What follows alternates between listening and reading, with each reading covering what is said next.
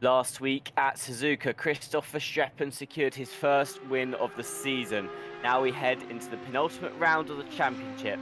And what does Watkins Glen have in store for us today? Welcome, everybody. I'm Tim Peck, joined today in the booth by Austin Devonshire and Stewie on the broadcasting tools. Hello, Austin. Very exciting week last week. A lot of mix-up throughout the field and a lot of chaos as well. Do you expect to see further chaos today at Watkins Glen? We're getting later in the season now, so people will be getting a little bit antsy for more points and starting to get to the kind of critical stages, really. So yeah, no, I can imagine that, it's quite a racy track, to say the least. So yeah, no, I expect things to ramp up a little bit this week, Tim.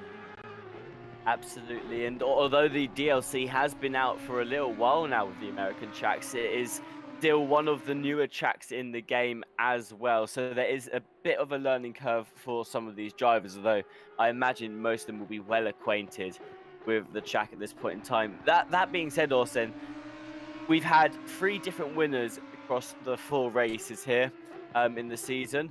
And the top of the championship, the points are still looking quite tight. So if you ask me, absolutely anything can happen in the final two rounds. Oh yeah, I think just kind of banking points though is going to be kind of the strategy really. Obviously, the end of the season, the person with the most points wins. So I think it's we've had mixed races this season too. I know last what was it last week we had Verstappen take the overall wins away from Martin Lawrence. So Martin Lawrence will be looking to make up the points again for making up for last week today. Absolutely. Like you said, it's all going to be about keeping as many points as possible, especially for those at the top. We're heading into qualifying now, and of course, in the qualifying this time round, you get 15 minutes. In previous championships on a Friday, it's only been 10 minutes of qualifying, and now we've got that whole 15 minutes. So it's an extra 5 minutes on top than normal. Gives you a bit of extra time to get in two, maybe even three more laps if you time it correctly. And with Watkins Glen being quite a short track as well, you really value those extra 5 minutes. It just gives you that time to get out that perfect lap. And I imagine what we'll see as well, Austin, is people pitting around halfway through the qualifying session to take out a fresh set of tyres and some less fuel too. Oh yeah, you're saying, as you're saying, it's quite a short lap, but again, that has the downside of just traffic as well. It's you don't want to get caught out. Looking at right now, that I believe that is Verstappen making the way around what's behind me in the Bentley. So no, traffic is definitely going to be an issue. So that's another thing. Just stopping halfway through, kind of just it gives you a chance to either get caught behind it more or just having some clean air. So either way, it's a bit of a gamble, but keeping fresh tires, it's quite a twisty circuit and a lot of medium speed cambered corners, does take a lot out on the tires. You see the marbles out on the track already. I think it's interesting that you pointed out there Verstappen going for the move quite early on to Jaime in the Bentley, because obviously that's what you need to do. Like you said, you need to find that open there. You need to find the space on the track because it is only a short lap, and that's exactly what Verstappen wants right now. They don't want the risk of someone ahead of them making a slight mistake that might hold up their lap time. Of course, they aren't that far off the 808, although that shouldn't really be a problem here. But like you said, what Christoph Verstappen really wants is just a clean run of the track, no one in front of them to worry about, so that they can get out the quickest time possible. Of course, we said last week was their best shot at getting a race win this season. Suzuka, good track for the Aston Martin. Rain was coming down as well. It all looked to be going towards Verstappen, and they did end up bringing home that race victory. So again, coming into this round, not got the same advantages as they had last time, but still going to be the prominent fighter in this championship. Yeah, we were talking about this just before we went live, Tim, about cars, and obviously we talked about it a lot last week as well about cars and advantages and where they're strong, where they're not. I was surprised to find that the BMW in practice actually Lawrence was 2 seconds off the pace. So obviously we don't know what kind of fuel levels people are running, but again, 2 seconds off the pace is huge for a driver like Lawrence. You expect the M6 to be fairly quick around here with the amount of straightaways that it has. It's really strong in a straight line. But it just seems to be there's enough low and medium speed corners that this Aston might prove a bit of a challenge this week. Yeah, like you said, the M6 may be a car that you'd expect to perform okay here with the straights that are available. But as well, you mentioned Martin Lawrence's the driver in question, well, they're currently leading the championship, so you definitely expect them to not be 2 seconds off the pace, and that is quite a huge margin, even if you do have a higher fuel load. So we'll see. Maybe they were just taking it easy in practice, not looking for too many laps. For Streppen coming across the line now in qualifying sets the time of a 1:43.360, and a couple of other drivers coming across the line now, but no one coming anywhere near that time. That looks like an amazing lap from Verstappen out front. Martin Lawrence still on their out lap here, further back in the field than Verstappen is, but we'll see what Martin Lawrence can do. We'll see what the pace of that BMW is actually looking like around Watkins Glen today, because I think we could be in for a bit of a surprise, Austin. Like you said, at this point in the championship, for Martin Lawrence especially, it's just about retaining as many points as possible. That's it. Almost kind of like a damage control kind of thing for sure. But yeah, no, it's just interesting.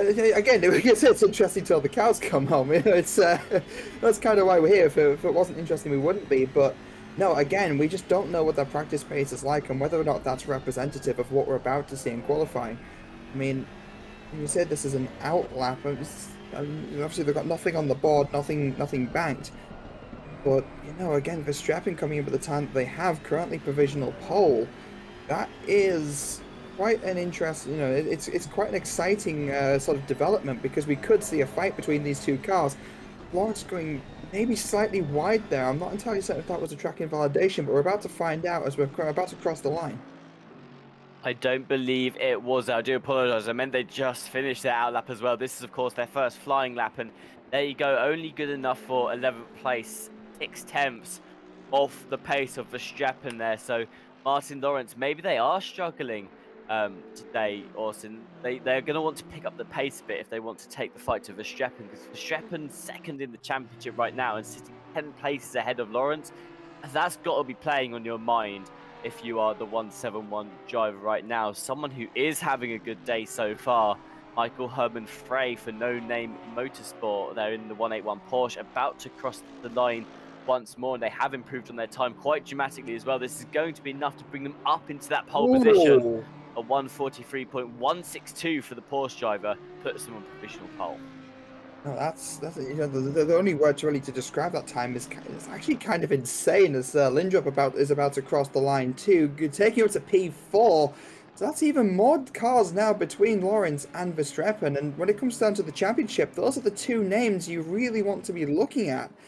And Lawrence is currently 8/10 off the pace. Tom Bryant hasn't set a time out yet, is in the pits currently. And I think you were right in saying that we're expected to see pits halfway through, Tim, because obviously Verstappen has dived into the pits, currently sitting P3. Edvardsen has progressed onto provisional pole as we speak. Rolano in P5 in silver class, kind of really mixing up along the pros there. And looking at things as well, I think, correct me if I'm wrong, Tim, but Solanskas in number 11 BMW, isn't that also an M6? I believe Zelenskus is. I know there's another M6 out on the field. No, according to Dewey, it's not. But I believe there is another one out on the field right now. I can't remember exactly who it was, but just looking at. Oh, it's Tom. It's Tom Bryant. Yeah, the CLR cars. And okay. Now, for some reason, I remembered Zelenskus being an M6 as well from last week, but that's just my mind playing tricks on me. Yeah, maybe they were in a previous championship, but either way, looking at the top of the board, I just wanted to point out, you mentioned Dan Edvardsen coming in with that provisional pole. Of course, you've got Herman Frey up there as well, and Ornt sitting in 4th place. All of those drivers, I mean, the highest one up is Edvardsen. They're currently 8th in the championship. Ornt is 9th, and Frey is 10th. But just because they're that low in the championship, I mean, they are drivers that you almost expect to see at the top. They have a lot of potential, is what I'm trying to say here. So a bit of a mix-up in the qualifying order today, as Grant Willemot puts himself up into 4th place. Ornt promotes himself up into 3rd as well, and that leaves Verstappen sitting in P5. It's looking like a very good qualifying for maybe some of the drivers who haven't had the results they've wanted yet this season, Austin. Yeah, this could really mix up the midfield even if it doesn't affect, who's leading the championship. Now, I guess that's the fight that everyone kind of tends to focus on. Let's not forget there's some amazing fights going on in the midfield. A lot of people tied on points, and this is a great opportunity to kind of break those ties as Lawrence goes really wide there, attacking the grass, sending the M6 round and into the wall. That'll be a return back to pits, surely. And again, maybe pushing a little bit too hard there. I mean, sitting down in P13 currently, it's 8.5 tenths off the pace. That 171 is not enjoying the qualifying today so far. For those of you looking at the standings, wondering why some of the numbers are in a slightly darker colour, it's because we have merged the pro and silver splits all into one race now. So anyone with the slightly darker silver number is in the silver split, and anyone with the white behind their number is in the pro class. Now, there's no rules between those two different classes that says they can't race each other, that like no one has to yield in terms of track position if a car behind them is coming up, unless of course it's a blue flag. And that means the drivers in the pro class and the silver class are not going to want to have too many of the opposite class between them, because you might gain a position, but you won't be gaining any extra points for it if the driver you're overtaking is in an opposite class. Therefore, drivers like Martin Lawrence are going to be a little bit nervous right now, as they've currently got two drivers sitting between them and P1 that are not in the same class. If they were going to try and do an amazing comeback drive today, they've got a couple of places in there where it's going to almost feel like a struggle to get through for no points whatsoever.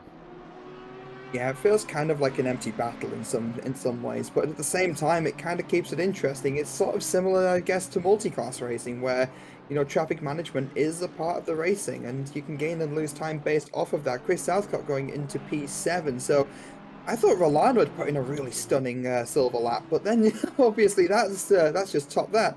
Wilkinson about to cross the line too, going into 27th place, so only a small improvement. But it looks like as well, Tim, these Ferraris are really strong around here today. Yeah, again, we mentioned that last week the Ferrari was looking particularly strong in qualifying, but come the race, a couple of mistakes, you saw them go fairly backwards in a way. Well, it looks again like the Ferrari could be quite a strong car here again today as well. Southcott, of course, on pole for the silver class, and Grant Wilmot currently in fourth as well for the pro. But going back to the pro and silver class, of course, a lot of these silver drivers, you mentioned that Rolano looked like they had a stunning lap. A lot of these drivers have a lot of potential and are actually on pace some of the time.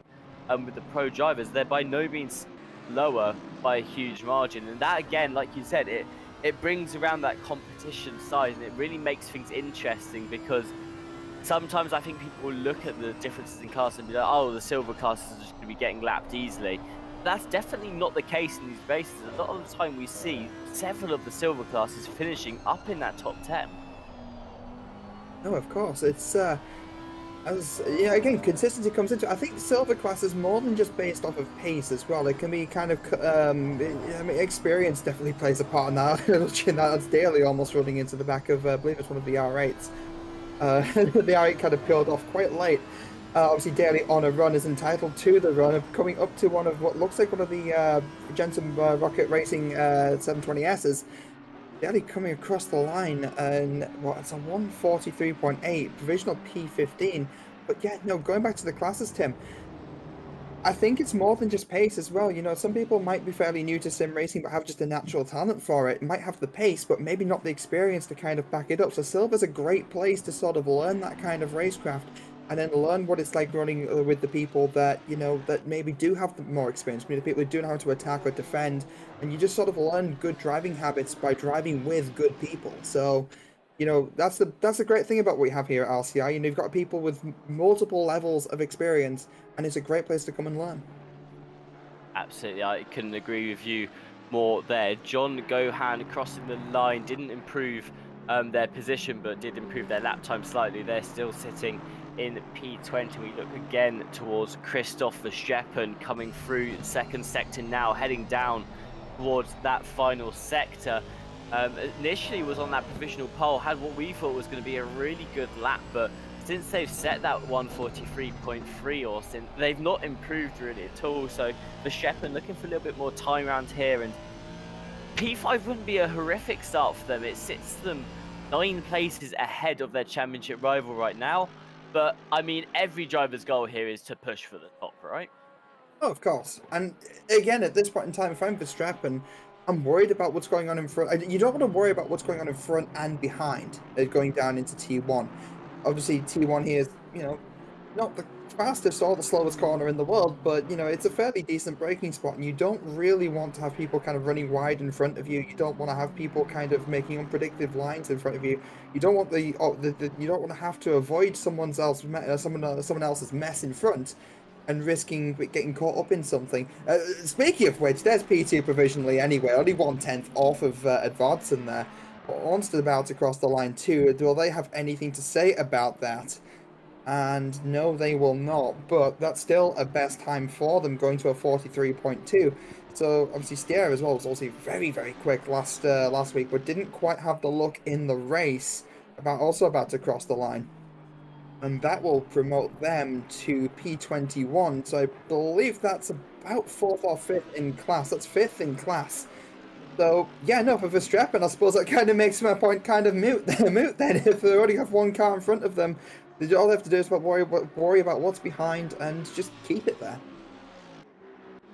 Yeah, absolutely. Traffic is going to play a huge part in today's race. Here comes Martin Lawrence, your championship leader. They're going to cross the line here, currently in P15. Is that an improvement at all for their time? No, it's not. They're still going to be sitting in that P15 position. So Martin Lawrence, they're one of the Connection Lost racing cars. We have 5 in this championship currently. But today just seems like they can't get the pace out of that car at all. The car's really not liking this track, and sitting in P15 is not where you want to be in the penultimate round of the championship. I mean, that's got to be making Lawrence nervous, right? Oh yeah, this is the point in time where the logical part of a driver's brain knows that the issue isn't entirely solely with the driver. It's the cars, one of the older cars in the game. It was already old, it was already one of the older cars when it was first added to the game. Let alone how in its current state. You know that the car's not entirely the most competitive around here, at least in terms of a one lap pace. But, there's still that kind of illogical side of your brain. Every driver has it where you keep thinking, I could go faster. Is this because of me? Is this something that I'm doing? And, statistics show that Lawrence is amazing, is insane. Let's not let's not beat around the bush. They're currently leading this championship.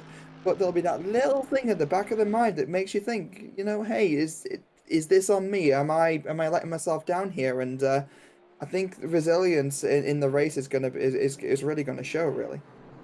Absolutely. Couple more cars left across the line in this qualifying session. Van der Linde being one of them, currently down in P29.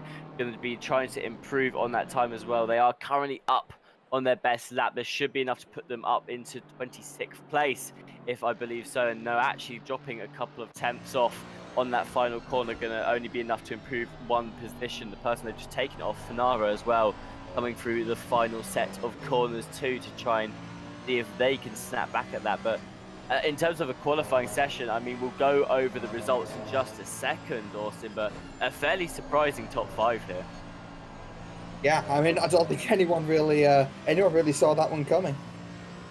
Absolutely. Fanara now crossing the line. It pushes them back up into that P26. They found the time that they wanted to around the lap, and there are the results of qualifying here today. Dan Vardson on pole position in number 180 BMW. Verstappen managing to secure second place, and then Herman Fry in the P3 will start just behind the front 2 runners. The rest of the qualifying results on your screen now. Well, we'll have a look at the championship standings in a second here. Just thinking about how that qualifying's gone, I mentioned to you maybe a bit of a surprising order for qualifying there, Austin. I think Edvardsen has a lot to play with right now. Starting on pole, if they can hold off Verstappen for a couple of laps, they may be in for a really good race result today. Oh yeah, no, that goes without saying. I mean, again, coming down to car balancing as well, the M4 is going to be insanely quick in the first 2 sectors, but I think in the last sector with the slow speed corners, I don't know because the Advantage does also struggle with the turbo lag, so this could be anyone's race. Absolutely. And here are the standings for the Friday Sprint Challenge so far. For the pro class, you have Martin Lawrence in first place in the championship. They have 195 points. That's 14 ahead of Christopher Streppen, who is in P2 after winning last week's race. Thomas Ehrenschaudt in third place has 141 points, and Philippe Bretcher behind him is 135 there in P4. Jaroslav Roth, despite only finishing 2 races so far in this 4-race season that we've had, in the 4 races that we've had in the season so far, has 122 points, and that's enough to bring them up into P5. Thomas Freck, 119 points. They are in P6. Grant Willamot, someone again who had a great qualifying today, finds himself in P5, is P7 overall in the championship with 113. Dan Vardson on pole today has 105 points, is in 8. Iger Ornst, again up in the top 4, has 102 points in his P9. Michael Herman Fry starting 3rd place, currently in P10 in the championship with 96 points. And then outside of the top 10, we have Danny Santo and Vota Rybecki. They are joint P11 with 90 points. Salenskus in P13 with 88 points. Jackson, 14th, has 86 points. And behind them is Martin Lindjup, who's in P15 with 69 points. Kubacki has 60 points. They are 16th. Kierkowski, 17th with 59 points. Ted Edwards, after a rough start to the season, managed to pick up quite a lot of points across the last 2 races. They have 48 points, are in P18. Giorgio Magazi, 33 points, is P19. And Wouter Billen rounds out your top 20 with 30 points. And then Tom Bryant managed to score some points last week, taking their total of 0 up to 21. They are now in 21st place overall. John Daly has 12 points, and they're in 22nd. And Marek Polak has 9 points, and they are in 23rd in the championship. Everyone with a little hyphen in their name, you may have saw them earlier on in the season, but have since signed out of the championship. And that is how the results are looking in the pro split at the moment. Austin, why don't you take us away with the standings for silver? Okay, so Marvin Skia in 1st place with 166 points. Second is Joshua Lation with 155, closely followed by Omar Rolano with 154.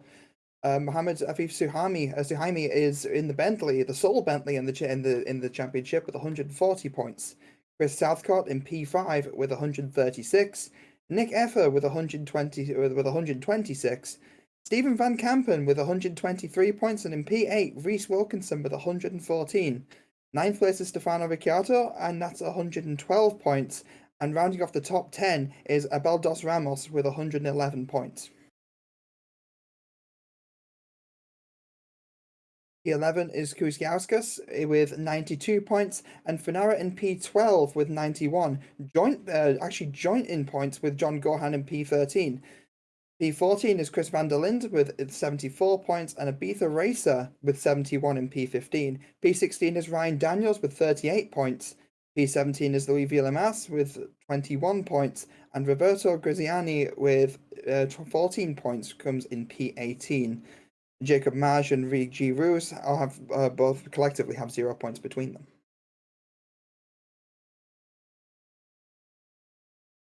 Everyone else would have signed out of the championship. Well, that's how things are looking in the standings for both splits, of course.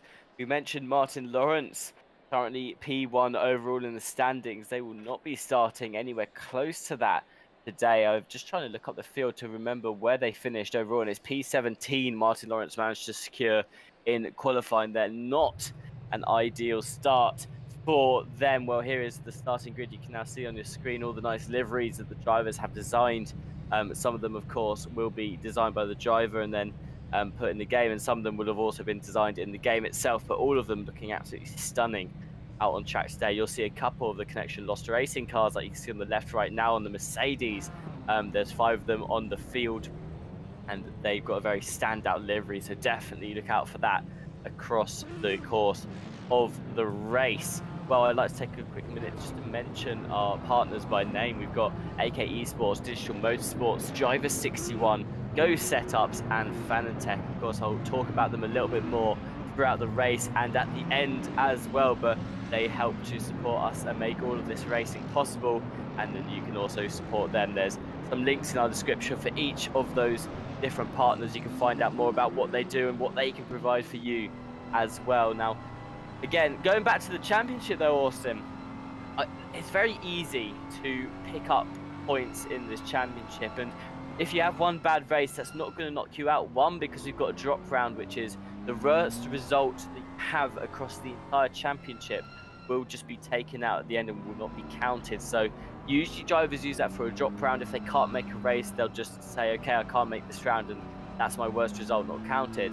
But sometimes though, if you just had a particularly bad round, maybe you crashed out the race, and that result won't be counted as well. And it means that the championship can stay quite tight. I mentioned that Jaroslav Roth, I believe, yes, Jaroslav Roth, currently P5 in the standings overall, has only finished 2 races so far this season. It was the first 2 where they secured 3rd and 1st, and that's been enough to bring them up into P5. So for those drivers that are currently sitting around 8th, 9th and 10th that are now sitting in that top 4, could be a great points haul today that can pull them right up into the championship fight. Oh yeah, I mean, there's about what, a 40-50 point gap between Verstappen and I believe it's Jaroslav Roth as well. So yeah, no, there's more than enough chance to kind of join that top 2. You know, the gap isn't as big as we've seen in the past in some championships to catch up to Verstappen and Lawrence. It's more than doable, as you're saying. Absolutely, all to play for here today, and every driver's focus is going to be on taking that win. We've had 4 races so far in this championship, 3 different race winners, so like you said, Austin, it can really go in anyone's direction today. Of course, Verstappen's going to be looking for their 2nd win of the championship after taking the victory in Suzuka last week, and Martin Lawrence, all the way down in P17, going to be looking to gain as many places as possible. Despite a packed field on a small track, they need to get back up into that top 10, because otherwise they're going to be putting a massive threat on their championship, and Verstappen will take the lead. Yeah, but again, it could close the deficit even more. You know, right now I think it's what 40 something points separate them, which really isn't a lot at the end of the day. So, you know, it might leapfrog Verstappen ahead of Lawrence, but at the same time, that might, you know, that deficit could come down to, and I can't remember what the points standings are for this, but you know, imagine there being like 30 points between the 2 and then leapfrogging each other to the final round of the championship. So only like a few points separate them at the end. I mean, it's shaping up to be really spicy. I believe 14 points is splitting up the top 2 drivers. Martin Lawrence currently has 195, and yeah, Christopher Verstappen with 181. There's a 14-point gap between them coming now onto the start-finish straight, and here are the drivers lining up now, advancing on pole. Christopher Verstappen alongside them in 2nd place. Christopher Verstappen is the yellow car on your screen, advancing the green one right at the front, so keep an eye on those 2 going down to turn 1, because Advance is going to want to stay ahead by whatever means possible. And now off, it looks like Advance is a huge start. Verstappen falling behind slightly, which opens the door for Hermann Fry to have a look up the inside, going neck and neck through turns 1 and 2. Fry still on the inside of Verstappen here. Are they able to get ahead, or does Verstappen just have enough momentum to stay around the outside of that Porsche, and going now onto not the straight but the straighter part of the track is just going to help Verstappen to pull ahead. Fry there not quite able to get the overtake off, and you can see Orns behind trying to look for a way through Fry, as Fry very slow now coming through the next set of corners just before the bus stop chicane. Wants to push their way up into P3, although they've hit a curb there, which is going to make them fall behind the Porsche once more. A lot of changes in that P3, P4 position right now, but it looks like Michael Hermann Fry will sit pretty in P3. Advancing at the front though, great start from them, giving themselves a decent gap to Verstappen so they can breathe for a little bit on that one.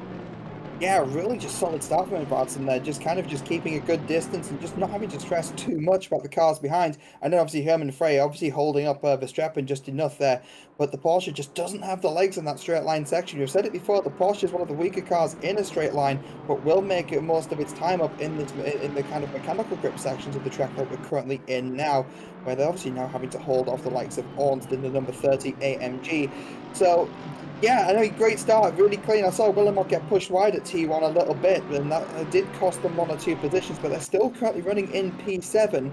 Obviously, it's hard to tell where Lawrence is through all of this as well. That's the other driver of interest, but Kubaki in the GTR currently holding off the likes of Daly. Daly, again, really strong driver in a race situation. You know, obviously we've already seen these cars around here, these drivers around here in a one-lap situation. It's the first racing lap completed, and it's the first time we get to see them kind of go wheel to wheel.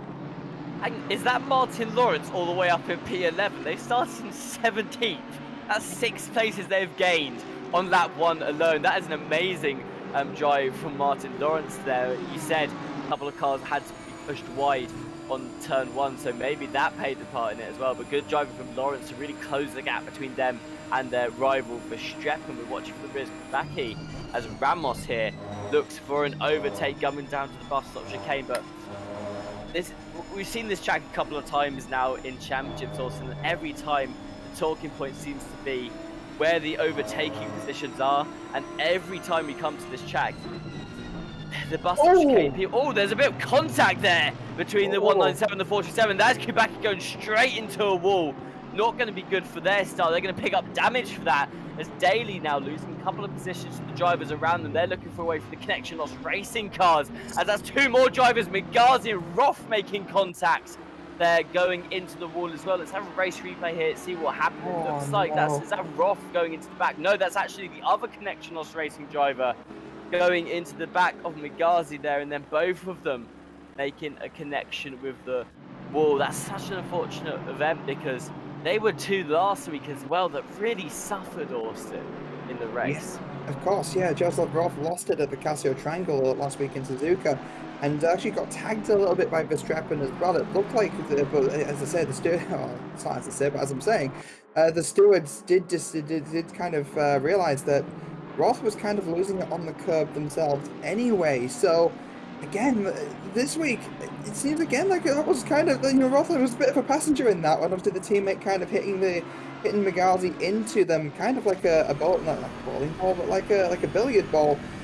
I mean, it's always disappointing. And again, like last week, there is stewarding for this race too. So we'll keep an eye on the stewarding reports and find out exactly kind of what they make of it.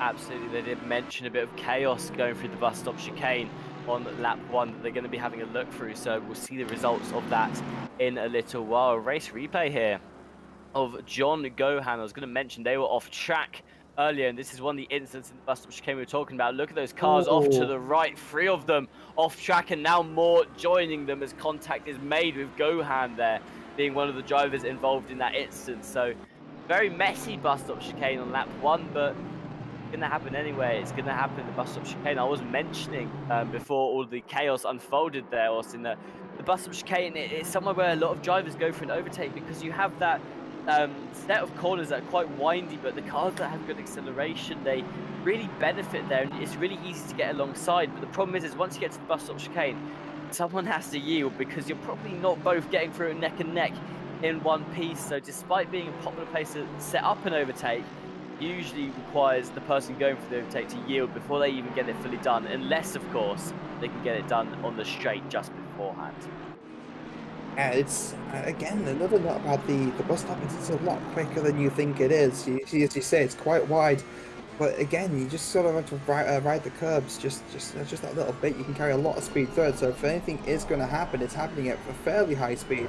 Looking at the replay, it looked like the Bentley was involved in that to some degree, but I think there was also a collection of cars on the right. So that's me. Is that Migazi running slow on the inside of coming off the pits? I'm being told. So yeah, just kind of letting cars through. And again, that's just what you just got to do. This is Lawrence making a move on Southcott, and again, not for position since they are in different classes, but you see the speed on the M6. And you see just how fast they actually do take this bus stop. It's kind of insane, really. And that's Lawrence up into P9, just making their way through the field. It's so hard to tell if Southcott yielded there, because I imagine what Southcott's thinking is that's the person in the P1 in the championship. I don't really want to be fighting Martin Lawrence right now, especially if it's going to cause us both to slow down when I can catch up to Rolano and get a race win. But at the same time, did they actually yield there, or was that just the speed of the BMW coming into play? Because it looked like they weren't going that slowly. So I imagine Southcott probably slightly letting Lawrence through there, but at the same time the pure speed of the BMW really showcased itself on the end of the straight there. But Martin Lawrence started P17 all the way up into P9. They have been flying through the field right now. Where they struggled in qualifying, also, it looks like they found their pace in the race, which is good news for them because their whole job here is to close that gap to Verstappen. Currently in P2 is the number 7 Aston Martin. Behind them, Herman Fry and Igor Orns trying to fight to get up further on that podium as well. Who are watching from the front of Philippe Bretcher right now, though, as they try and take on Igor Orns. Philippe Bretcher, of course, Connection Lost Racing driver, currently the highest one up in this race. Yeah, it seems like a lot of CLR's hopes and dreams are kind of resting on Bretcher right now. Bretcher and Lawrence, respectively. And you have to see later on in the race to see what Lawrence can actually make of it and see what the sort of like the race pace of that BMW is going to be. But speaking of race pace, that's Bretcher about to make a move on the outside. We've seen this go wrong before. And I'm going for a bit of a switchback, but maybe I'm going to fall back into line using a lot of the curbs. We'll have the inside coming into the next corner, but we'll get the, well, that will be, that's on shutting the door. So again, another move looking like it's being made down at the bus stop, but that will be, that's Lation thinking better about making a move on Wilkinson in the two Ferraris. And nothing quite making out of it, but it's Chris Southcott, and yet the other Ferrari, a lot of front end damage going wide and taken to the grass. I saw Southcott there just sort of flying off the end of the bus stop chicane in the place I didn't expect to. And it looks like, yeah, like you said, a bit of damage, maybe missing the braking marker as well, just unable to find the track there. But, oh, what's happened here? Daly swung very hard towards the inside there. That's right, Becky, sorry. Swung very hard towards the inside there, which opened the door for Daly to come through with a bit of ease. And going back to what we saw you talking about also with the bus stop chicane, this is what I'm talking about. Unless you've got the overtake, unless you're already just ahead of them before the start of that bus stop chicane, all of your efforts from that straight for nothing, and you just have to yield that position, which is what we saw with Philippe Bretcher there.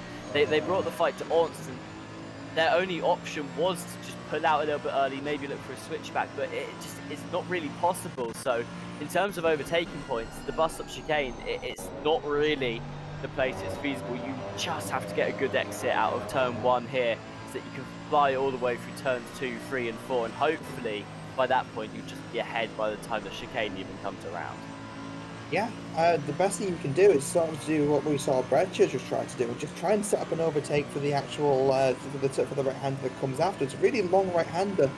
You can get the inside of that and kind of compromise some again, like Bretcher's doing it again, compromising Orns' line. Orns going very, very wide off of the curb. I think the car actually bounced slightly there, which bounced them into the dirt, and that'll be Orns losing a lot of places. In fact, that's Martin Lawrence coming up behind. But they have them on corner exit, maybe not quite, but no, that was a completely fair move by Bretcher, but just pushing someone slightly offline. That's the result that can happen. Orns losing a good couple of places there. Martin Lawrence looking to gain a little bit, getting very close to the rear of Rilano there, just able to get on their brakes soon enough to keep it out of the back of the BMW. But yeah, that's absolutely mad what's happened with Orns. It's fallen 5 places down into P8 there. Not going to be too happy with how that one turned out, and now in a freeway battle try and hold on to P7.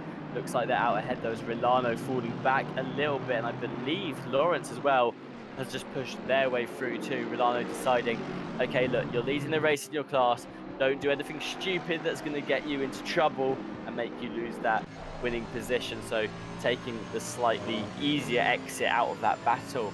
I'll say a quick welcome to everybody at home. Of course, we always love to hear what you're saying in the chat as well. We're on both YouTube and Twitch. And Wet Noodle Nate in the live chat on YouTube said, I absolutely love Watkins Glen. And you know what? I absolutely love Watkins Glen too, Austin. I think it's a brilliant track. I'm not sure if it's in my top 3, but I'd say it's definitely in the top 5. Yeah, definitely not in my top 3 and maybe not top 5, but it's a track I do enjoy. I've driven it a little bit now, and it's a lot of fun, a lot of camber, a lot of elevation change, a lot of variance in corners, and that's Martin Lawrence making a move on it. We're talking about not the bus stop not being an overtaking opportunity, Tim, but Lawrence just showing us kind of how it's done on the outside of the first part too. So again, just sort of setting up for the for that right-hander. And just able to, I think actually, to be honest, they'd actually made the move before the right-hander even came up. So, yeah, that just goes to show as well the straight line speed of that M6 and where its advantages are going to lie. Well, Watkins is a great track. It's a great track for spectating. It's a great track for driving, and you know, I do think it's underrated, like massively. I'd like to see it more, and I mean, I'm glad it's been added to the game because it means we just get to see more of it. Absolutely, it's my favourite of the American DLC tracks, to be perfectly honest. Lawrence doesn't care for Tim Peck's analysis on where not to overtake around Watkins Glen. Like you said, they're just making it look very easy going through the corners. I mean, it's hard to believe that this is the same car that we've just been talking about struggling through this race, also, because Lawrence up into P7 already. It's only been for 13 minutes, and that's 10 positions that they have gained overall in a track where it's not too easy to overtake on, to be honest. I mean, there's a lot of opportunities, but you really do have to commit to them, and Lawrence is like a whole new driver in that car since qualifying has ended. Seems to be as soon as all the other cars get fuel in them, it starts becoming a bit of a struggle. That's Christoph Verstappen about to make a move on Edvardsen. Verstappen holds the fastest lap of the race so far, going the outside of the bus stop. Maybe a little bit of contact there, but not enough to actually throw anyone off.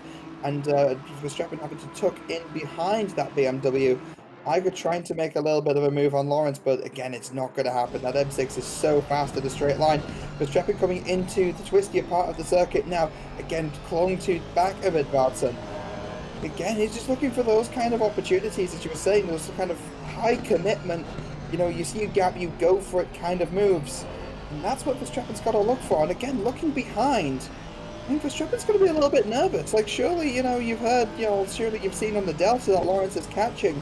Depending on kind of, you know, the screen that you have up, the hood that you have up in the car, surely at this point in time, you kind of, at least even if you can't see it, you're wondering whereabouts they're going to be. You know, you're expecting to see Lawrence on the Delta at any point soon. So you just try, you need to clear Edvardsen as soon as possible. Yeah, but let's be real, Verstappen, one of those drivers notoriously known for just being good at, if there's a gap, they put themselves in it.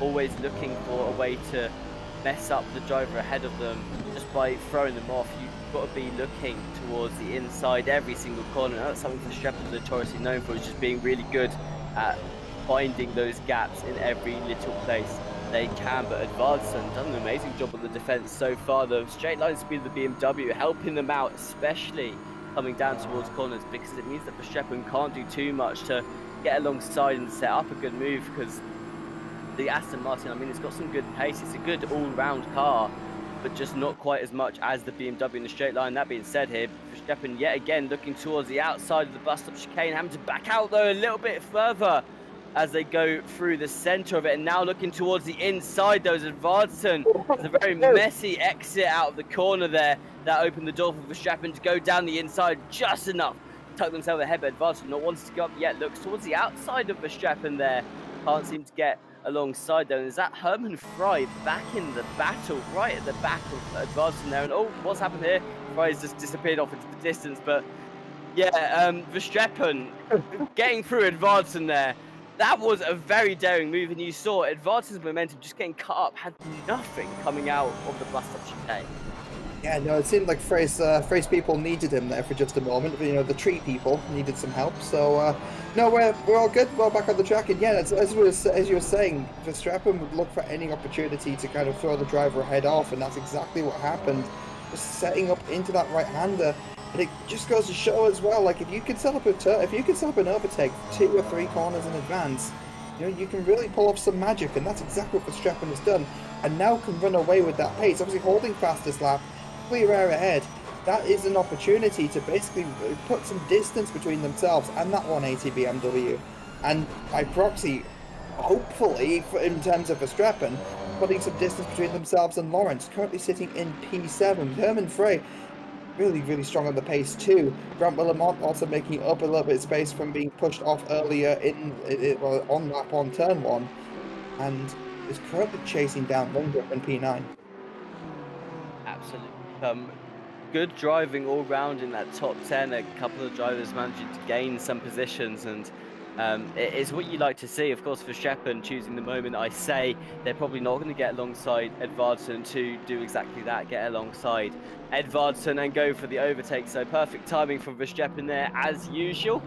Up into P1 though, going to be happy with that, and now all they've got to do I mean, it's easy for me to say, Austin. I'm sitting here in the booth talking about them, but all they've got to do now is defend against Edvardsen for 43 minutes. But they do have to be aware of Martin Lawrence, who has climbed up into P7. They have paused in that P7 for a little while now. There's a 2.6-second gap to Grant Willimot ahead. And looking at the lap times, Martin Lawrence is gaining, but it's only by about 2-3 tenths a lap on the Ferrari driver. So maybe a bit of a quiet period now for a little bit as Lawrence just closes that gap and climbs up through the field. But I wouldn't count them in this race. They have the pace to win. It's an hour-long race. There's a pit stop in the middle. Don't discount the 171 here. Oh yeah, and we've seen plenty of mistakes from drivers as well, and from good drivers too. So, yeah, I mean, it's not written in stone just yet. You know, anyone can still make a mistake, and anyone does, include Verstappen. So, you know, again, like again, we'll have to wait and see how this unfolds. And speaking about how things unfold or have unfolded, we've got. You might notice that Dos Ramos and Daly both have a 5-second penalty each, and we have been given the small sheet of paper that describes the incidents from the stewards. We've got lap 1, turn 6 involving 480 and car number 13, which resulted in a drive-through for car number 480. I don't think we have that on screen at the moment, so I can't tell you who that is, but that did result in a drive-through for 480. Incident lap 1, turn 1 involving car 34 and 69, 5-second penalty for car 69, so that will be for Dos Ramos in P2 in silver class currently, and that is also 5-second penalty for car 197 lap 2 turn 6 for avoidable contact. So that'll be where Daly's penalty has also come from. So a little bit going on, a little bit of lap 1 lap 2 early race kind of craziness, but that's all been addressed, or at least, you know, as far as what we have been given in the booth. Yeah, no, it's time for this race to start settling down and getting underway, really. Absolutely. You expect after that initial couple of laps of chaos that cars settle down a bit. The number 480 is Gohan, who of course we saw had a messy beginning, getting caught up in the bus stop chicane incident there. They have since retired from the race, hence why you can't see them on the board anymore. Probably picked up way too much damage on that car, and the extra penalty on top there meant that they didn't see that race worth continuing anymore. Philippe Brecher, though, still in P4, currently the highest connection lost racing car on the track right now. Back from the rear wing, has pulled a nice gap to Linjup as well. It's not huge, it's only about 5-6 tenths at the moment, but it's a good enough start to just give them a bit of breathing space. And with Grant Willimot fighting Linjup for a position, that'll just slow them down, and Philippe Brecher here is in a really good position to focus on picking up their pace just that extra little bit, maybe get some good laps out and try and close the gap. Right ahead, who's like those top three sort of getting away from them. We've got a race replay here with Ibiza Racer going down into the bus stop chicane. Oh, was that contact there between the two cars? I think a slight bit of contact as one of them gets unsettled and goes off track there, but very close. Not a huge like we were expecting to see, and I think it was with Steer who the contact was with as well. So Steer not having as good of a race today as they were last week. I mean, I say that they didn't have a great race last week either. They had amazing pace, but it got caught in too many incidents, did Steer. That being said, though, still ended up with some good points overall, and they are still leading the Silver Class Championship by 11 points after finishing 11th last week. So the Lamborghini, not a car you expect to see in a championship, but they're showing what it can do, and apparently that's quite a lot in this Friday champ. Yeah, it seems to have a fair bit of pace behind it, and it's all, again, two cars that was always a pleasure to see out at the moment is the Bentley, which I've just noticed has actually just had the drive-through just flash on. Just as I say that, I had a pre-commentator's cursing before I even commentator's curse, so it's a new superpower I didn't realise I had. And obviously the Lamborghini. The Lamborghini's great to see out. You know, again, it's not a really competitive car. I think it feels really, really heavy, but it doesn't matter what I think. It's what what the pros think, and if they're not driving it, then surely there's a reason behind it. But no, it's really good to see it and see it do well in its respective class, as you say. And again, another car that's also incredibly strong, and I believe we only have one of them out in the field. It's actually Herman Frey in the 911, really kind of showing its strength around here. A lot of kind of mediums, like medium speed, a lot the corners that rely a lot of mechanical grip. And it's really showing just how well the Porsche can follow. I suppose in a way, the 911 is the antithesis to Lawrence's M6. You know, the M6 is really strong in a straight line, kind of falls apart a bit in the medium speed corners.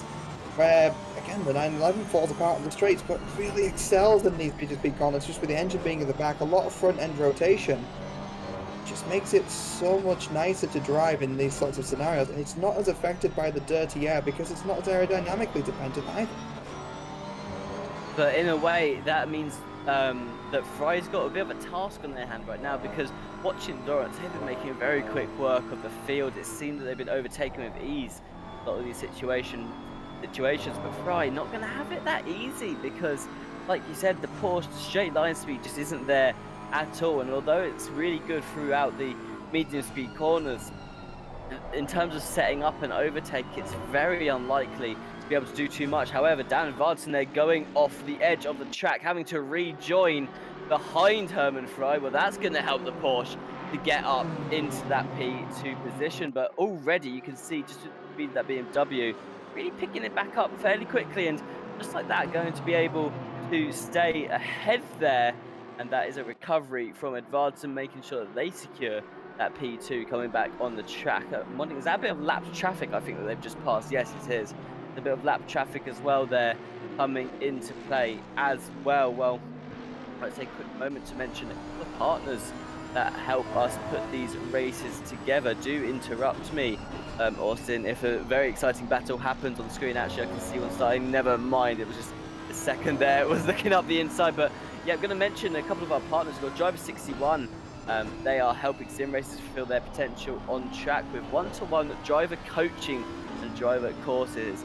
You can find out more on their website. We've got a link in our description, and you can get 25% off driver coaching using our discount code that we've also put in the description as well. They can help you to refine your racecraft and unlock your untapped potential, so definitely go and check them out. And alongside that, if you go to Go Setups, they can provide you with expertly made ACC setups for all skill levels. They're built by the fastest professional esports drivers and sim racing engineers, and their Go Setups fully tailor esports setups as well as safe alternatives for anyone, not just the pros as well. You can visit the link in our description and browse their premium setup shop today. And I'm just coming back now. What has happened here? Giorgio Migazi has made contact with someone else there by the looks of it.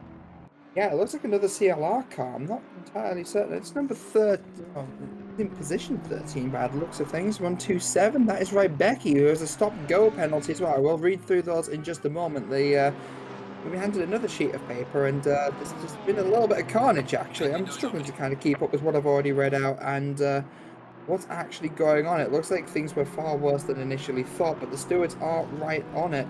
Herman Fry still chasing down Advanced. I'll pull up the new piece of paper that we've been sent. So the first incident, I believe, was a drive-through. That's been changed to a stop-go for car 134. Car number 32 received a drive-through. Drive-through for car 480 for incident lap 1. Lap 1 turn 6, 480. That's a drive-through for 480 as well, and as well as the previous. Incident lap 1 turn 1 involving car 3469, 5-second penalty for car 69. Incident lap 2 turn 6 involving 427, 197, 5-second penalty for 197. Lap 2 turn 7 involving 34, 126 and 288. That's a stop-go penalty for car number 127. Incident lap 8 turn 6 involving car 77 and 727. That's a drive-through for car 727. And lap 11 with 808 and 91, which was a racing incident. So of all of those penalties, only one of them counted as a racing incident there, Tim. That is, yeah, a lot of penalties, and we saw all of it unfold as well with kind of replay too. So not too surprising that there's a lot of penalties being handed out there. Herman Fry looking for a way through Edvardsen once more. Can't seem to find a way through as Edvardsen just blocking off all of the inner corners coming up through the S's sort of section there. And now we can see heading down towards the Boston chicane, the straight where Martin Lawrence has found so much potential, and the Porsche just not quite able to do the same on the straight there, having no speed. And oh, that looks like a blue flag getting in the way of Herman Fry's exit there. And that just meant that both Edvardsen and Herman Fry being a little bit held up. Fry now looking towards the inside of Edvardsen, maybe going for something, but BMW just being able to hold its own. YouTube chat, Ivy said, looks like overtaking is impossible here. Well, I know one person who would beg to differ with that statement. Martin Lawrence has climbed from P17 all the way up into P6. You can see them on your screen right now. They've just come up to the rear of Grant Willamot, who's in that 316 Ferrari. They're going to be looking to see if they can clear the Ferrari with as much speed as they had some of the others. We've entered the pit window now as well. That opened about 3 minutes ago. Opens when the clock hits 35 minutes left, and the race closes when the clock hits 25 minutes left in the race as well. All drivers must pit within that pit window. They do not have to take a fresh set of tyres. Now, I believe the only requirement is that they stop for 20 seconds as well. So I think you don't have to take a fresh set of tyres. You don't have to take that much fuel either. You can definitely play around with your pit strategy a little bit there. And sometimes what we see is drivers opting to not taking the tyres, but they just get that extra bit of a jump on the opponents with them as well. But 10-minute pit window, and now is the time you expect to see most people pull into the pits. I'm wondering what's best for Lawrence here, and actually I'd say the best thing here, Austin, is for Lawrence to stay out, as Willamot has now gone into the pits as well. They could pick up some real good positions with the pace that they have in some open air right now. Oh yeah, I mean, this is to undercut or to overcut is the question, and that's always the question. I think I found from experience watching these guys, if they're out in front, they'll tend to leave it as late as possible. But if they're already kind of behind traffic to begin with, in a position where Lawrence is, maybe it is beneficial to actually come in slightly earlier, just kind of come in before everybody else. You should come out ahead of the likes of Daly and Willamot, who have already decided to make their stop. And hopefully that will just kind of slip you into a nice bit of clean air. Looking at the track map, there are several gaps where, the potential for Lawrence to come out into is quite strong actually. I'm afraid about looking at make a move on the M4 again. Edvardsen not able to make it happen. It just seems to be that maybe the Porsche is actually more affected by dirty air than I first thought. Like maybe it's enough to kind of keep up with, but there's just not enough left in the bottle to actually get around the BM, because I mean Frey's been stuck behind Edvardsen for quite a while now. Yeah, like I said, that Porsche just not got the straight line speed the BMW has. Going to really struggle to get an overtake on the straights there, and getting very squirrely on the exit. Maybe not expected. Well, I mean, they should have been expecting Edvardsen to be in the pit. They were in the pit lane as well. Maybe just getting a bit loose coming out the final corner there was Fry, and that's not going to help them on their in-lap as well, because that just means that Edvardsen going to gain some time on them going into the pits there, assuming Edvardsen doesn't make a mistake now either. But Fry, they're not being held up by Edvardsen anymore. Now is their time again, like Martin Lawrence, just a bit of clean air ahead of them to try and maybe get the overtake done on the track. Here's Joshua Lation looking for a move on the 527 BMW. Went down the inside of the corner, heading down towards the toe of the boot now, and got it done and dusted. Lation up a position in the race, up into P18. Martin Lawrence, one of the talking points of today's race, the leader of the championship, is now behind Ornt. So somewhere along the line, Ornt would have gained that position back, because originally they were behind Martin Lawrence. Now Martin Lawrence flashing their lights, maybe not happy with how the overtake happened, maybe just saying to Ornt, please let me through, I've got so much pace and I want to use it. But Lawrence up into P5 so far, starting P17. Will of course have to pit at some point, but to be honest with you, Austin, with the pace both of those drivers, Ornt and Lawrence, have been putting out, best if they held on to P4 and P5 even after they've pitted here. Yeah, I mean, they seem fairly even in pace as well. You can sort of just see by how they're leapfrogging each other a little bit. Yeah, but no, there's obviously that M6 has a lot more left in it than we initially thought. I was looking down the order a little bit as well, but yeah, no, Herman Frey in P2. again, what Frey needs to do at this point in time is just make the most of that clean air. Just it seemed that they did have the pace on Edvardsen, but just wasn't able to actually find a way through. So now that they actually do have that gap, you know, utilize what the car is like fully capable of and try and gain. Literally, they only really need to gain what about half a second to a second under clean air circumstance, under a clean air situation. It's not a huge deal, and that could be the difference between picking up that P2. That's Martin Lawrence also pitting and making their stop now too. So they're actually going for a bit of an overcut in comparison to a lot of other people, and that will be them in the pits for a little for a few seconds really.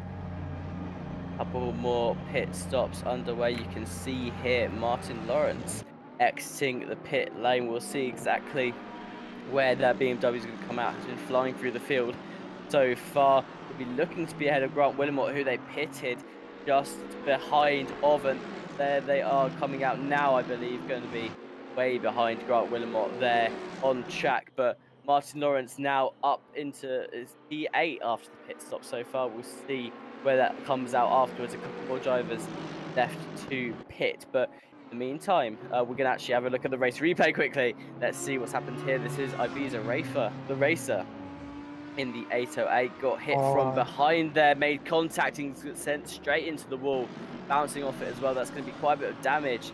Wonder, have they pitted already, or do they still get to go into the pits at least? Either way, it's not an ideal situation, but you're looking at the small wins at this point, and I can't actually see them on track. I think they may have retired that car, Austin, but now you're looking Martin Lindrup trying to fight their way through Ted Edwards, Herman Fry coming into the pits now. Of course, we saw Edvardsen being literally just ahead of them. Of course, Herman Fry coming out of that final corner, though, unable to keep up the momentum. Has that ruined their chances of getting the overtake on track here? But we'll see when they exit the pits. I mean, quite potentially. I mean, that was a fairly big hit. I believe that was with Daly as well in the R8, who did actually have a penalty earlier on in the race. Edvardsen coming out in P7, and again overtaking the lot that's currently in the pits. Well, looks like they retake pit P3, and Frey is way. Oh, I mean, Edvardsen going very, very wide, losing time there too. So has made a mistake. Bradshaw with a stop go 30 penalty. So that will be in the stewarding reports as well. But looking at things, that's Frey coming out in P3, and a little bit of a gap there, Tim. Yeah, 3.4 seconds. That's good news for Edvardsen, who originally had Fry breathing down their neck going into the pits. No longer the case. Here's Martin Lindrup going for a move yet again on Ted Edwards. Can they do anything here? Down the inside goes the number 9, and ahead now is the number 9 too. So Martin Lindrup up into P11 after overtaking a fellow Audi out on track. I'm going to take this opportunity to mention more of our partners that help to make these races possible. Already mentioned Go Setups, of course, and so now we're going to take a look at Fanatec, global leader in high-end sim racing for of high quality for all types of drivers. They design all sorts of esports level hardware, and you can help RCI by using our affiliate link, which you can find in the description. If you use our affiliate link when making purchases from Fanatec, you will be helping us when you do so. We also have Digital Motorsports. They are one of the top brands, and they are a one-stop shop for some sim racing equipment. Whether you're in need of a whole new rig or just a new rim, from beginner to expert, they can provide something for you. And what I find really interesting about Digital Motorsports, I hope you check this out, Austin, you definitely should if you haven't, is that they have their own sim rig builder. Visit the link in our description, absolutely try it out. Even if you're not planning on buying a new rig, just give you a bit of inspiration to maybe look at investing some money in one, because it's super fun seeing what sort of sim rig you can build, and you can look at a whole different variety of qualities, levels and budgets too. So I definitely recommend checking them out.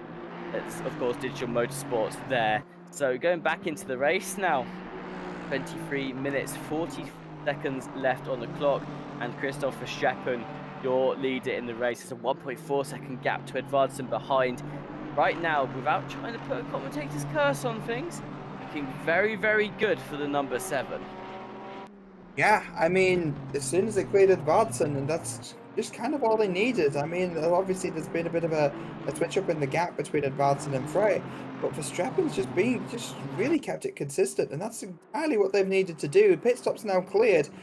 Just clear running up ahead. All they've got to do now is just kind of manage the traffic, which, next car coming up is, what, 3 turns ahead? So, no, there's a little bit of time just to try and take a breather and just realize, just kind of go with the flow of it, Red. There's really kind of no immediate threat for Verstappen right now. And at the same time, all the pressure in terms of championship points really is on Lawrence. Absolutely. All of that being said, Lawrence up into P5, started P17. They're back up into P5 now, so been gaining a lot of those points back they very much needed in order to keep this championship alive for them. Now coming towards the rear of Grant Willamot in the 316 Ferrari, had just managed to do it before they entered the pits. That gap did then expand to 1.5 seconds, and now sure Lawrence will be looking to close that gap up. Yet again, looking a bit further down the field, Tom Bryant in P18 will be their best finish in the championship so far if they can finish ahead of both Rybecki and Migazi, who is behind them currently. So Tom Bryant on the Connection Lost Racing Cars, who's having a decent race for them right now. That being said, though, Connection Lost Racing Cars started to struggle a little bit in this race overall. Of course, Lawrence has been having a good race. The race for, I'd say, Connection Lost Racing now lies on their shoulders, as I believe most of the others have actually retired their cars. I can't see a whole lot of them out in the field. Philippe Brecher down in P17 after serving a penalty. That's not where they wanted to find themselves. But yeah, Connection Lost Racing Cars today just has not been their day from the start, really. And Martin Lawrence now lies in their best hope to get a good finish. Yeah, you got a feel for them. I mean, last week, you had Brecher and Roth who wound up not finishing the race at all last week, and obviously Roth getting involved in an incident of kind of. I believe it was involving Rybecki as well. Rybecki obviously hit Migazi. Migazi went into Roth. Obviously, it's not a great feeling as a team to kind of have 2 cars involved in the same incident, which kind of puts a car out of the race. Joshua Relation about to make a move on Wilkinson.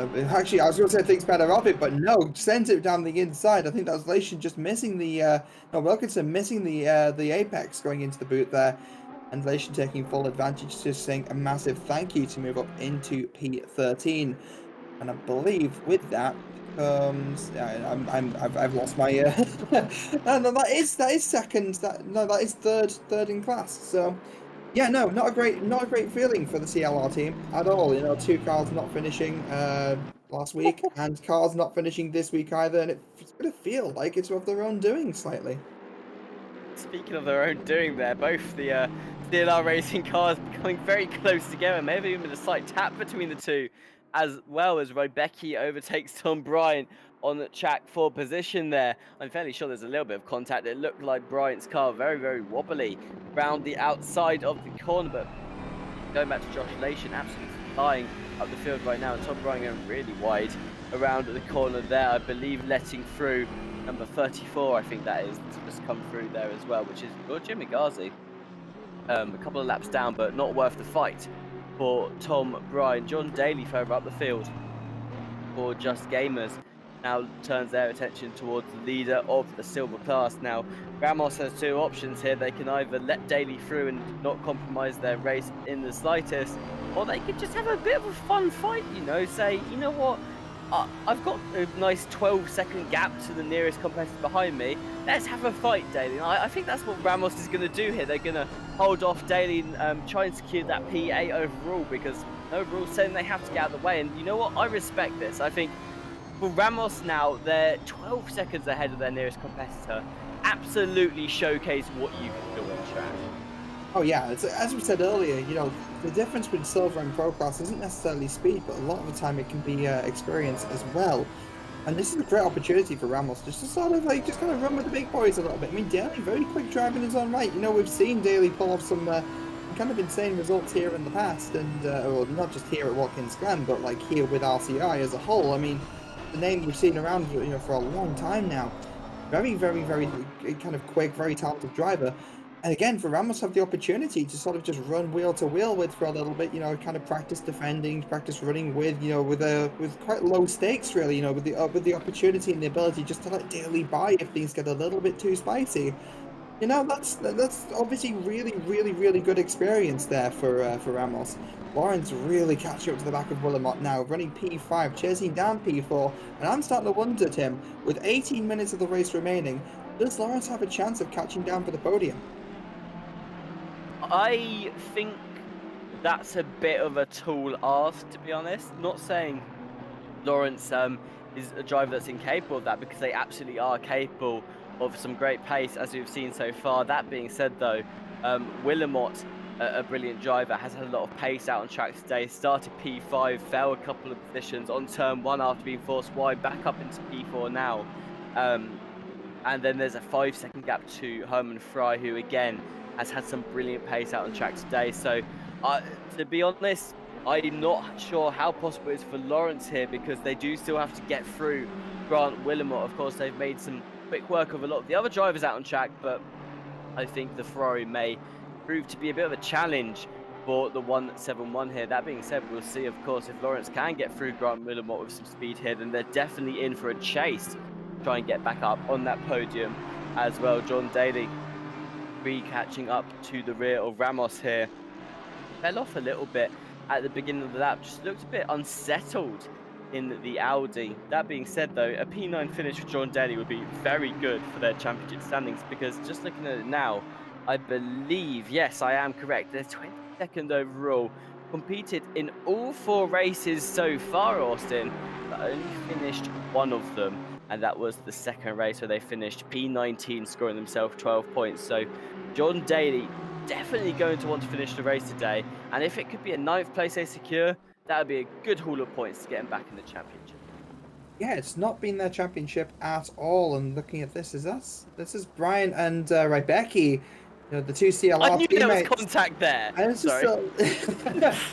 no, that was Brian and Rebecca. And was that the same incident as before, or was that okay, so it's Stewie and Ari is saying that's the same as before. Philippe Bretcher making contact with the Ibiza Razor going down into T1 there. I believe it is, but just squeezing on by. So that was an overtake with contact. So I don't know if that's. Oh no. Oh, you know, I was actually about to add to that as well. At least one CLR driver who's having a good race as well is Brian, and they've turned the car into a Beyblade again. It's. Who's that in their mirror? Was that someone else? This is getting out of hand. Now there's 2 of them. Oh, Tom Bryant was having their best race of the season. For once, wasn't trundling around in last place, and now still only just recovering onto the track. Of course, they're technically not going to be in last place. Nagazi's still in this race. He's 5 laps down. But either way, not ideal for Tom Bryant there, who now finds himself P22. That's just not what they needed in the final stage of this race. Of course, we've got 15 minutes left, but for Tom, probably nothing going to come of that now, being that far down the field with that much of a gap. Philippe Bretsch, on the other hand, up into P15, had fallen to, I believe, about P17 after pit stops. Now just again to climb their way back through the field. Has 3 silver class drivers to clear, though, before they are gaining any more points. We'll see what happens here. And again, this time round, with Wilkinson trying to fight Joshua Relation ahead, trying to close that gap, I don't see them letting Bretcher through too easy. That being said, actually they're going to just let Bretcher through with quite a bit of ease, maybe hoping Relation will actually do the same here, and in doing so, maybe they can capitalize off that slightly. But Bretcher up into P14. Yeah, I mean, it's not been a good afternoon for the a great evening for the CLR cars, has it? Oh, it's not been ideal, no. It's not been the kind of rosy weekend. I suppose it's a Friday night. It's pretty much a weekend drive that they're expecting. That's with Alano making a move on Ted Edwards, going around the outside. That's quite brave, actually, running onto the marbles, getting the later exit, later apex. Was that contact between the two that pushed the Audi wide? I'm not entirely certain. The two side by side, Rolano having the inside to the next corner. Yes, I'm just trying to outbrake, but that Audi's very agile. Obviously, the mid-engined layout does make it easier. Rolano's stealing the apex. and that will put some distance between themselves and Edwards. But again, two different classes, so it doesn't. Apart from the positions physically swapping on track, that doesn't actually change the outcome in terms of points scored. So that a little bit of an aggressive move on Rolano's part for really no real gain at all. They're showcasing what they can do. They're putting the fight to Ted Edwards. I like that move, and again, as long as it's clean like it all was. Yes, it was risky, but it was all clean driving between the two. I mean, if you can pull off a move like that, it feels really good. So I've got to say, I'm a big fan of Rolano pulling the move there, especially in the later stage of the race. Luckily, it did pan out for them, but definitely could have gone slightly wrong. Martin Lindrup now defending against Jordan Daly, who now finds himself just behind another Audi in the same class as them. So John Daly no longer having to clear silver drivers, going to be trying to get up into P8 so far. Ramos promoting themselves up. Oh no, sorry, Lindrup must have fallen behind Ramos, who was in at P8. So we'll see what these drivers can do here. Coming into that final 12 minutes though, bit of a sort of sober point, I'm going to say, in the track right now, Austin. A lot of drivers calm down a little bit, some gaps forming across the board in a lot of places. And now what drivers are trying to do is, some of them trying to close the gaps and get ahead, but I think for a lot of them right now, just bring home a point scoring result, especially seeing as the last couple of races, we've had a lot of DNFs across the board, a lot of results where maybe a driver has ended up where they didn't want to be. I think today, a lot of these drivers, the only goal in their mind is just finish points. That's it, and as boring as that makes the race sound, I mean, let's be honest, Tim, our job here is to try and make the race as exciting as possible. And, you know, you don't, at the end of the day, we want to see action. We don't want to see cars just sort of settling down into a rhythm. But, yeah, no, I think in terms of actually bringing home results for a lot of the people out here, that is probably the best thing you can do. I mean, looking at cars and the deltas and who's close to who, you've got Lawrence, who's very close to Willamot, the 0.667 seconds at the last timing cheat. Lindrup very close to Dos Ramos, but again, this fight isn't for position. Lawrence coming up to the back of Willamot. That gap has been shrinking lap after lap, but again, 8 minutes ago, I was asking, does Lawrence have a chance at a podium here? And 8 minutes later, 10 remaining, and they still haven't made the move on Willamot. So it goes to show just how much this BMW is struggling around here, and just how much, you know, that final CLR car is struggling for pace, but a lot of that team's hopes right now fall back on Lawrence. It's almost like he's like the chosen one or something. Yeah, I think definitely been one of the strongest CLR cars from the beginning of the championship. That being said though, take you back 4 weeks, Austin, and the CLR cars just seem to be dominating the field. We had 3 of them in the top 5 in the first race. In the second race as well, I believe there were 3 more in the top 5 in different positions, but still they were all CLR cars again, just in a different order. It looked like it's just going to be a connection off racing style championship, but the last couple of weeks have not been easy for the team, and now just like you said, resting their hopes on Martin Lawrence to bring home as good a race result as possible. To be honest with you though, for a driver to start P17 and finish in P5, I'd say Martin Lawrence definitely pulling their weight so far in this race, and has done a phenomenal job at just gaining enough points they need to keep themselves in this championship fight with Verstappen a little bit longer. Of course, I'm looking now at them. They're gaining on the Ferrari ahead. They have been gaining on Willamot, but not quite as close to the rear of the Ferrari as they have been with some of the other cars. And it makes you wonder, is that M6 struggling with performance in the later stages of the races? Can Lawrence actually use, I mean, earlier on the race, we saw him overtaking people with such ease, that straight line speed really helping them. The Ferrari, it's not great when it comes to straight line speed, let's be real, but it's definitely not one of the worst cars. It's sort of a good average point. That being said though, you'd expect the M6 to be going a lot faster, but I'm just wondering if coming into the later stage of the race, we've only got 9 minutes left to go, it's starting to struggle a little bit, the 171.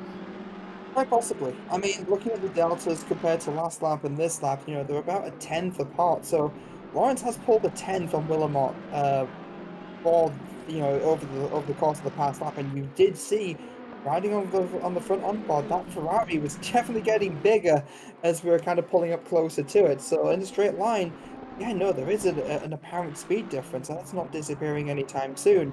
But yeah, no, it just seems to be everywhere else. You know, again, looking at the onboard, you see Lawrence trying to turn the car and just trying to keep the weight over the front, trail braking the car in. And no, it just feels like the front end just doesn't have the bite that he needs. And the car's understeering slightly. Again, big engine up front. I believe it's a big V8 in that M6. Not that it really matters too much. Big twin turbocharged V8. But no, it's just that nose is just very difficult to get where the driver wants it to go. That's Herman Frey catching right up to Edvardsson. You saw the gap was about what? I think it was 3 seconds when Frey came out of the pit stop. And no, right onto the back of that 180 BMW yet again. And 7 minutes of the race remaining. This is an opportunity for Frey to try and retake that P2 position. Absolutely is, but just before we get to that, I'm going to take the moment to mention our final partner of today's race, which is AK Esports. They're a leader in esports management and competitions from around the world. Find out a lot more about the services they can provide by visiting akesports.it and reading all of the information on their website. They've got a fully detailed website there that tells you everything they do and how they can provide help. So definitely go and check them out. But now, speaking of the fight for P2, Herman Frey goes to the outside of Edvardsson. They're not quite able to make it ahead by the corner, but they've got 2 more corners to make something happen. Going to duck behind for now, though, is Frey. Maybe look for a bit of a switchback going into that final corner. Not able to be alongside, though, giving Edvardsson the advantage in the 180. They're going to pull away slightly on the straight as well, and Frey look for a second to be bringing the fight up to the 180 just ahead of them. I'm wondering, are we going to have a fight, a big fight, I'm thinking here, Austin, going to the last 7 minutes? I reckon Frey's going to have a couple more good attempts at that. Oh yeah, I mean, there's still a what?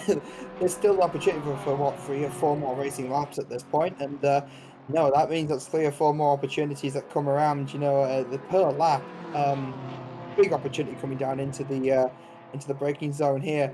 Porsche pulling right into the slipstream, right up the back of Edvardsson there. Not, you know, obviously cutting away to Martin Lawrence, trying to make a move on Willemot again, just as close as well, fighting for P4 and 5. So the battle for P2 and the battle for P4, just as heated as each other.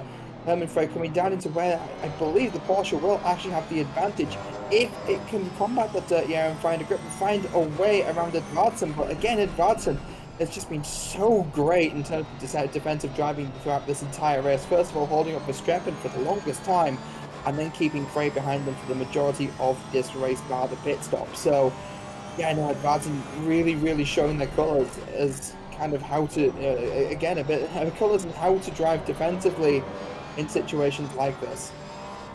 And if Edvardsson can hold on to this P2, it will be their best finish of the season so far, of course. At the moment, that is a P3, which they earned all the way back at Imola in round 2.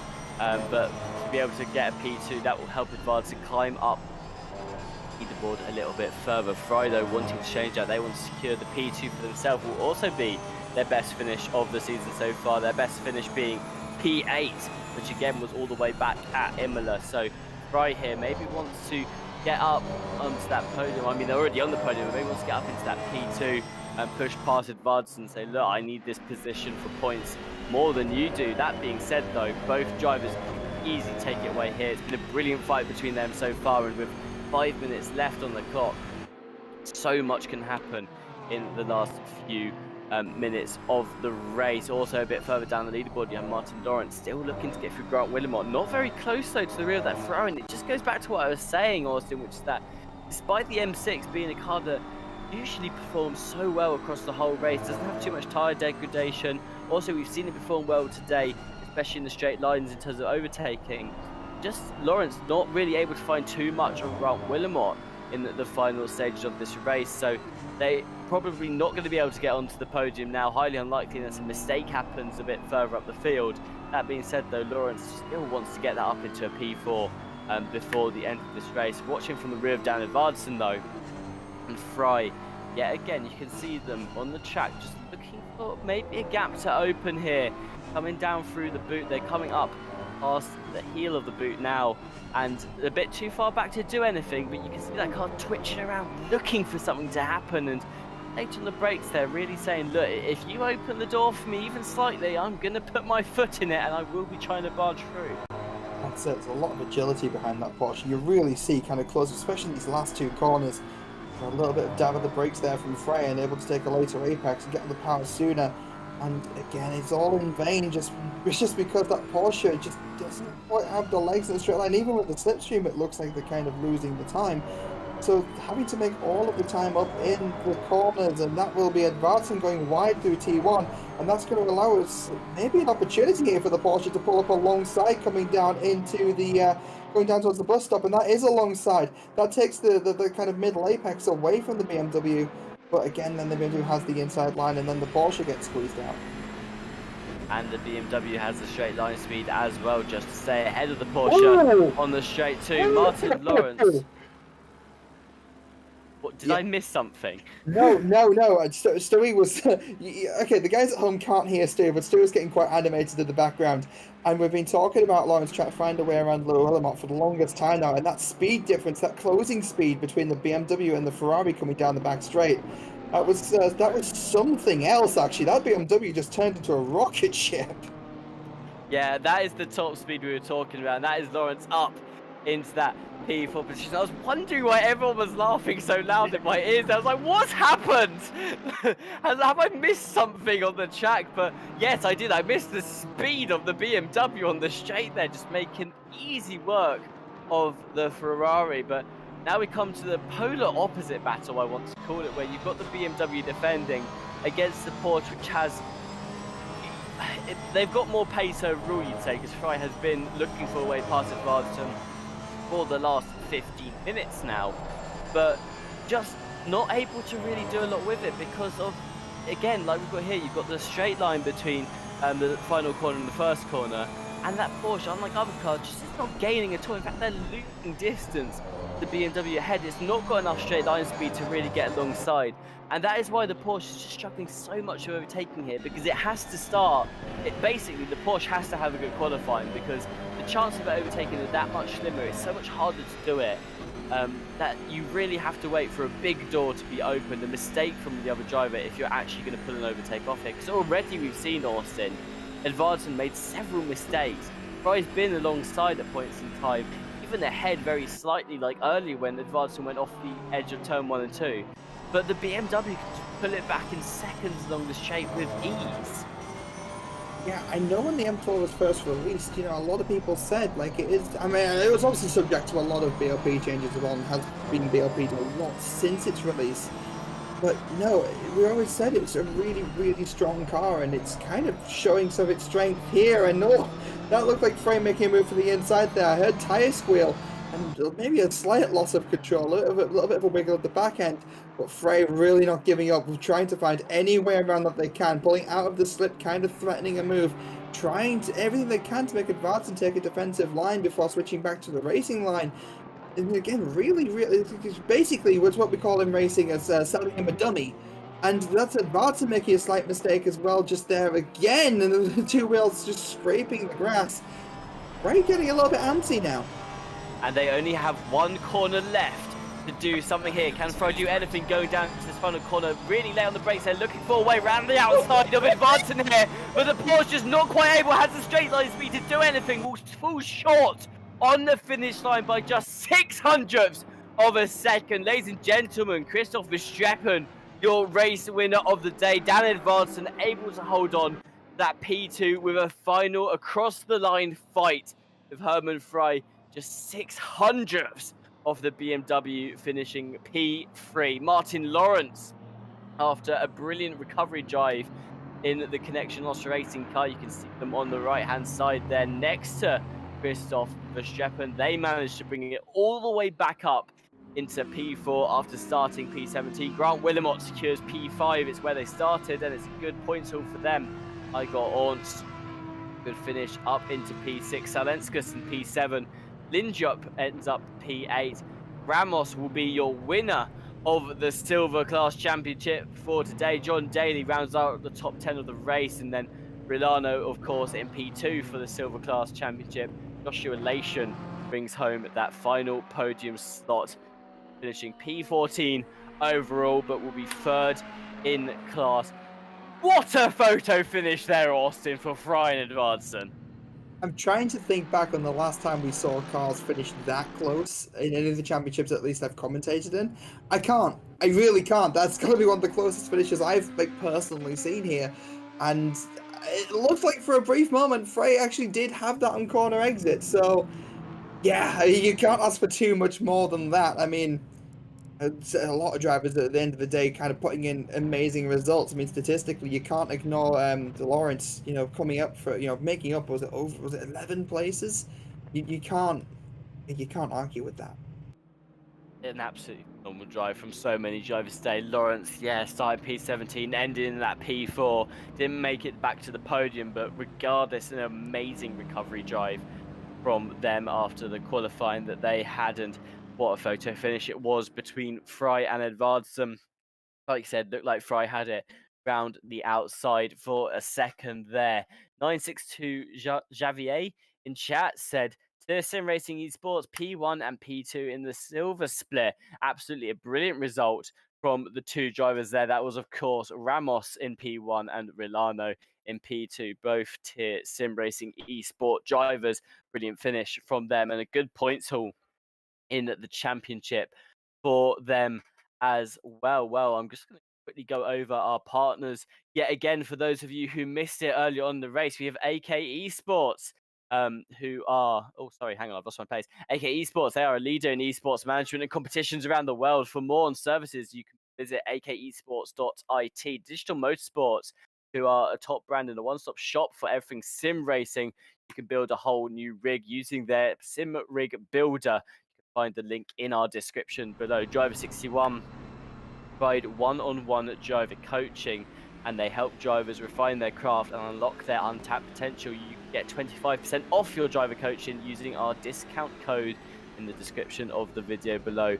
Go Setups provide expertly made ACC setups for all skill levels. They've been built by some of the fastest professional esports drivers and sim racing engineers from across the world. You can visit the link in the description and browse their premium setup shop today. And of course, our final partner is Fanatec, global leader in high-end sim racing hardware.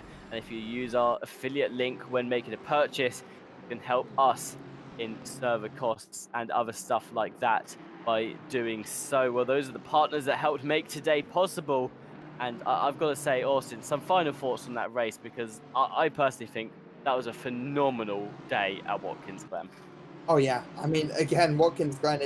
We said it. We said it earlier how much we love the circuit. It rarely fails to entertain, and today was no exception. I mean, looking at some of the highlights now, of course, the first lot of the highlights is, of course, Lawrence just making up positions off the start. I mean, I thought at first we were just watching Lawrence's super run in the first lap there, but no, it looks like there was a lot that happened in the opening stages of the race, and it just stayed exciting throughout. I mean, a lot of drivers to note. No, Vardsen, a masterclass in defensive driving, Verstappen a masterclass in attacking, and in terms of statistically, in terms of kind of, if you want to kind of how to have a good recovery drive, you just have to look at Lawrence, really. So, yeah, a little bit of everything today, Tim.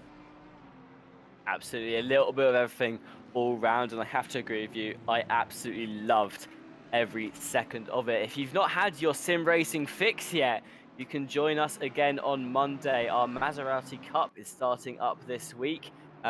Monday, the 10th of April, is the first race. It's being streamed live here on YouTube and Twitch. Stewie will be broadcasting with John Dalton and Callum Kerwin on the comms for that championship. You can also sign up if you want to race in it. There's still time to sign up as well. You can go over to our website at racerci.com. While you're over there, you may consider signing up for our Night Owl special 2-race spring break series. It starts this weekend. Unfortunately, we will not be streaming the races on YouTube, but that just means that you can get involved and have a little drive yourself as well. So definitely go and check that out again on racerci.com. And then not this weekend because it's Easter, so we're having a nice Easter break, but the following weekend, April the 16th, will be the third round of the RCI Esports 6-hour challenge, joined by me, Jesse Lee, Kevin Boss, John Dalton, Callum Kerwin, Les Stevenson, Ted Edwards and Sarah Stant as well, as we'll be navigating you through the esports championship there, the third round. I can't for the life of me remember what the race is. I'm just going to check that now. It is Indianapolis, of course, that we will be visiting. So it's an American race in a week and 3 days' time. And of course, to find out what happens in this championship next week on April the 14th, we'll be streaming the final race of the season. We're going to Spa for 1 more hour of the Friday Sprint Challenge. Martin Lawrence versus Christopher Streppen for the P1 Championship, and lots of other fights across the board as well. It's not one that you're going to want to miss. Of course, to ensure that you don't miss that, make sure you hit the little bell icon if you're on YouTube. Give us a follow if you're on Twitch as well, and that will ensure you don't miss the races. Thank you so much to everyone for joining us today. Of course, we always appreciate reading the chat. It's great to hear from some of you as well, seeing which drivers you support. And I'm going to pass it back to you here briefly, Austin. Again, any final thoughts on the race that you feel that you need to share? I mean, I think it really just spoke for itself. Oh, that was a bit of a looking at the. Oh no, that was the connection lost as well. So I'm watching the highlights that are currently on screen. Yeah, no, I think again with the highlights and everything, it speaks for itself. I mean, some amazing drives. You know, a little bit heartbreak. You know, I've got a feel for the CLR guys. You know, the team's been around for a long time. They're having 2 weeks where something's not quite gone their way. It's you know, it's always a little bit of a shame. But yeah, no, as a whole, amazing, entertaining race, and I can't wait for next week. Obviously, a bit of a showdown, really. It's going to be great. Absolutely, you do not want to miss the finale of the series next week, April the 14th. Mark it on your calendars. It's going to be a good race over at Spa. But that's all from us tonight. Thank you very much to everyone for joining us in the stream today. Thank you to you, Austin, as well, and Stewie for broadcasting, and a big thank you to all of our stewards as well who handed out the penalties throughout the race too. And with that, everyone have a good Easter, and we'll see you in a week's time.